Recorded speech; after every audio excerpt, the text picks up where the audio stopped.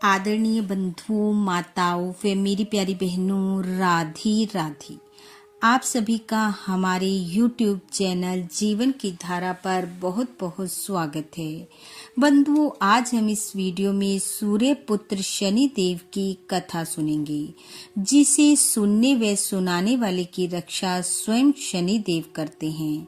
कथा सुनने के बाद यदि आप हमारे चैनल पर नए हैं तो कृपया हमारे चैनल को सब्सक्राइब करें, बेल आइकन को प्रेस करें ताकि हमारी वीडियो की नोटिफिकेशन सबसे पहले आप तक पहुंचे। वीडियो को शेयर व लाइक भी जरूर करें। बंधुओं, शनिवार का दिन शनि देव जी को समर्पित दिन है। शनि देव जी को न्याय प्रिय देव माना गया है, जिनके न्याय चक्र का सामना सबको करना पड़ता है। जो अच्छे कर्म करते हैं उनको शनि देव अच्छे फल देते हैं, और जो अनुचित कर्म करते हैं उनको वे दंड देते हैं। शनिदेव भगवान सूर्य देव व देवी छाया के पुत्र हैं। जो भी मनुष्य शनि देव की सच्चे मन से पूजा अर्चना करते हैं, शनि देव हर हाल में उनकी रक्षा करते हैं। तो आइए अब सुनते हैं सूर्य पुत्र शनि देव की कथा, जो कि इस प्रकार है। कथा के अनुसार महर्षि कश्यप का विवाह दक्ष प्रजापति की पुत्री अदिति से हुआ।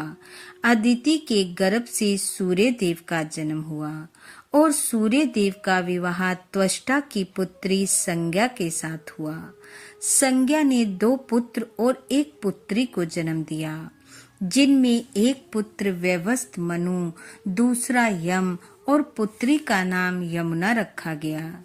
सूर्य देव की पत्नी संज्ञा हर समय सूर्य देव के तेज से संतप्त रहती थी। वह सूर्य देव के तेज को सहन नहीं कर पा रही थी, इसलिए उसने एक युक्ति सोची। उसने अपने द्वारा ही अपने जैसी एक छाया को उत्पन्न किया और उसे सूर्य देव के पास छोड़ दिया। संज्ञा ने छाया से यह वचन लिया कि ये भेद उन दोनों के अलावा किसी को पता नहीं चलना चाहिए। संज्ञा छाया को सूर्य देव के पास छोड़ अपने पिता के घर चली गई। संज्ञा ने यह बात अपने पिता को भी बता दी कि वह सूर्य देव के तेज को सहन करने के लिए तप करना चाहती हैं, और ऐसा करने के लिए उसने अपनी ही छाया को सूर्य देव के पास छोड़ दिया है। परंतु संज्ञा का ये व्यवहार पिता त्वष्टा को बिल्कुल उचित न लगा।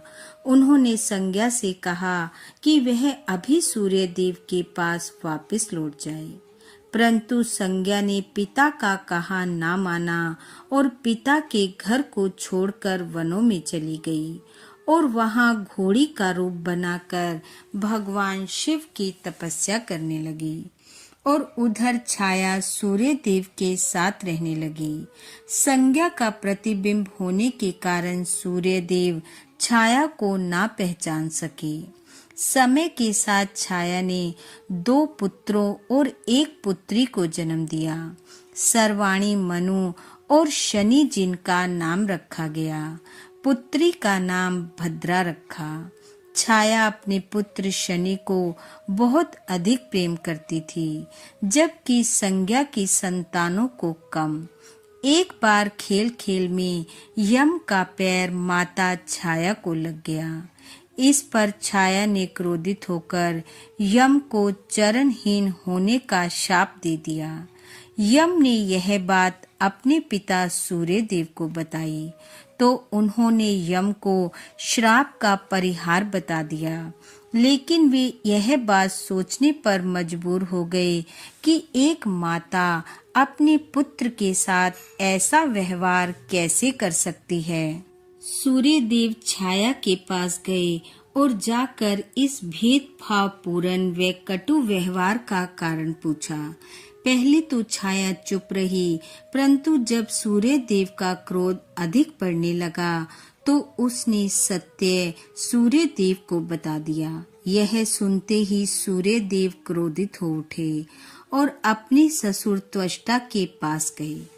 अपनी पुत्री द्वारा किए गए अपराध की त्वष्टा ने सूर्य देव से क्षमा मांगी और कहा, हे आदित्य, आपका तेज सहन ना कर सकने के कारण ही मेरी पुत्री संज्ञा ने ये अपराध किया है और वह स्वयं घोड़ी का रूप धरकर वनों में भगवान शिव की तपस्या कर रही है।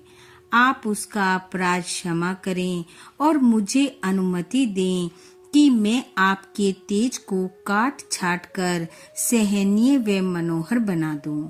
सूर्य देव की अनुमति मिलने पर त्वष्टा ने सूर्य के तेज को काट छाट दिया और कहते हैं कि विश्वकर्मा ने उस छीलन से भगवान विष्णु के सुदर्शन चक्र का निर्माण किया। मनोहर रूप हो जाने पर सूर्य देव संज्ञा को वापस घर ले आए। बाद में संज्ञा ने 2 अश्विनी कुमारों को भी जन्म दिया। सूर्य पुत्र यम को भगवान शिव ने पितरों का अधिपत्य दिया और धर्म अधर्म के निर्णय करने का अधिकारी बनाया और पुत्री यमी यमुना नदी के रूप में प्रवाहित हुई और शनि देव को नवग्रह मंडल में स्थान दिया गया और कहा गया कि प्रत्येक मनुष्य के कर्म अनुसार अच्छे और बुरे कर्म का परिणाम शनि देव देंगे।